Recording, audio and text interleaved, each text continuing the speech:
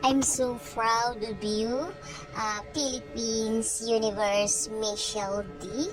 Ayan, nakapasok ka sa top 20, top 10.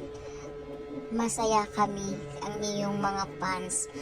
At pinakita mo yung buong performance mo at yung the best.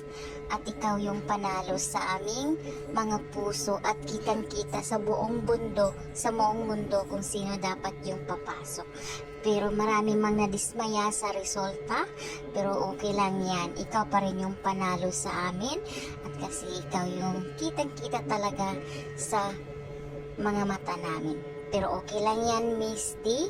Ikaw pa rin yung Miss Universe 2023. Once again, congratulations to you. Kung hindi ka man pinalad ngayon, mayroon ka pang opportunity sa ibang mga bagay.